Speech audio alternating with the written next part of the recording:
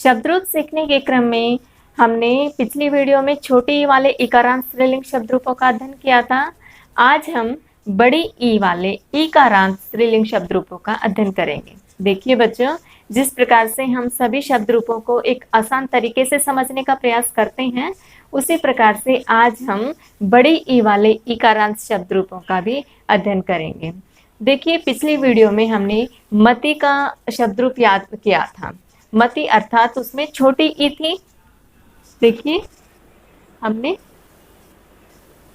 मति, ये छोटी ई वाला इकारांत शब्द रूप हमने लिया था।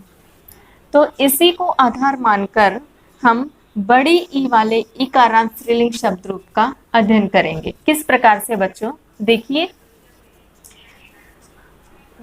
इसमें सिर्फ 2-3 सूत्रों का चेंज है, बाकी सारा छोटी ई वाले इकारांत स्त्रीलिंग शब्द रूपों के समान ही ये बड़े ई वाले इकारांत स्त्रीलिंग शब्द रूप चलेंगे। किस प्रकार से? देखिए, विभक्ति में प्रथमा से लेकर सप्तमी विभक्ति तक बिल्कुल सेम है।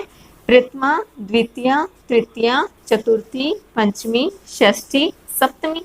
ठीक है, तीनों वचन है, एक वचन, द्विवचन, बहुवचन। ठीक है, देखिए, जैसे हमने मति में प्रथमा विभक्ति की एक वचन में लिखा था, इसमें मति यही लिखा था। जिसने भी पिछली वीडियो मेरी नहीं देखी है बच्चों, वो पिछली वीडियो देख लें, जिससे कि आपको ये नदी इकारांत स्त्रीलिंग शब्द रूप जो हम आज सीखेंगे उसको सीखने में आसानी हो जाए। तो देखिए, हमने मति स्त्रीलिंग शब्द रूप का अध्ययन किया था। इसमें क्या था? छोटी ई थी। क्यों? क्योंकि हमने छोटी ई वाले इकारांत स्त्रीलिंग शब्द रूपों का अध्ययन किया था। तो इसमें छोटी ई की जगह है, हम इसको रब कर देते हैं, छोटी ई की जगह बड़ी ई की मात्रा लगा देंगे। इसमें ये चेंज है। ठीक है, बड़ी इकारांत में हम प्रथमा विभक्ति एक वचन में बड़ी ई की मात्रा लगा देंगे। ठीक है, बाकी द्वितीय से लेकर सप्तमी विभक्ति तक सेम मति के समान ही चलेंगे। यहाँ पे था मतिम, मत्या, मत्ये, मत्याः, मत्यः, मत्याम, इस प्रकार थे। इसी प्रकार से नदी के हैं नदीम, नद्यः, नद्ये, नद्यः, नद्यः, नद्याम, बिल्कुल सेम है। इसी प्रकार से द्विवचन में प्रथमा और द्वितीय विभक्ति में सिर्फ सूत्र में चेंज है।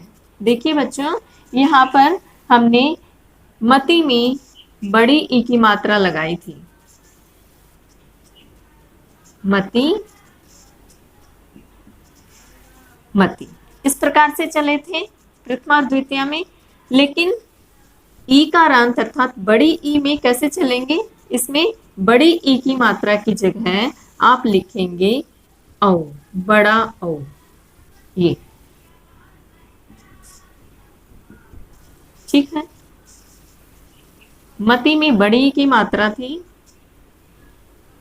इकारांत में, अर्थात छोटी इकारांत में प्रथमा और द्वितीय द्विवचन में बड़ी ई की मात्रा थी, और बड़ी इकारांत स्त्रीलिंग शब्द रूप में 2 औ आ जाते हैं, प्रथमा में औ, द्वितीय में औ। ठीक है, नद्यौ, नद्यौ। और मति में कैसे चल रहे थे? मति, मति, इस प्रकार से। फिर आगे है तृतीय विभक्ति से लेकर सप्तमी विभक्ति तक बिल्कुल सेम मति इकारांत स्त्रीलिंग शब्द रूप की तरह चलेंगे। ठीक है बच्चों, उसके बाद बहुवचन में लेते हैं। बहुवचन में कोई भी चेंज नहीं है, प्रथमा से लेकर सप्तमी विभक्ति तक बहुवचन में सेम चलेंगे सभी। जैसे इसमें था मत्य है, अगर हम मति का लें तो यहाँ लिखा था मत्य है। ठीक है, उसी प्रकार से नद्य बिल्कुल सेम है।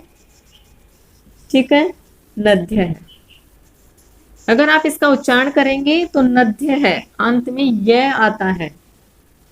ठीक है, उसी प्रकार से नदी ही यहाँ पर था मति है।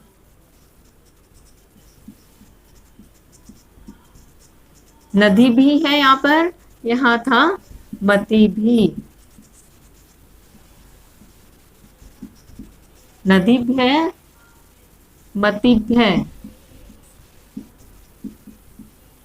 ठीक है बच्चों, इस प्रकार से नद्य, नदी, नदी भी, नदी भी है, नदी भी है, नदी नाम नदीषु।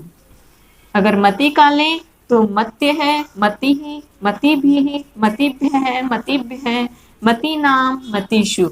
इस प्रकार से चलेंगे। ठीक है, तो इस प्रकार से अगर आप इकारांत स्त्रीलिंग शब्द रूप को याद करेंगे तो बिल्कुल आसानी से आपको समझ आ जाएगा। हम एक बार फिर से रिवाइज कर लेते हैं। नदी शब्द रूप में नदी, नद्यौ, नद्य है, नदीम, नद्यौ, नदी, नद्याः, नदीभ्यां, नदीभिः, नदी, नदीभ्यां, नदीभ्यः, नद्यः, नदीभ्यां, नदीभ्यः, नद्याः, नद्योः, नदीनां, नद्यां, नद्योः, नदीषु, ही नदी, ही नद्यो, ही नद्यः।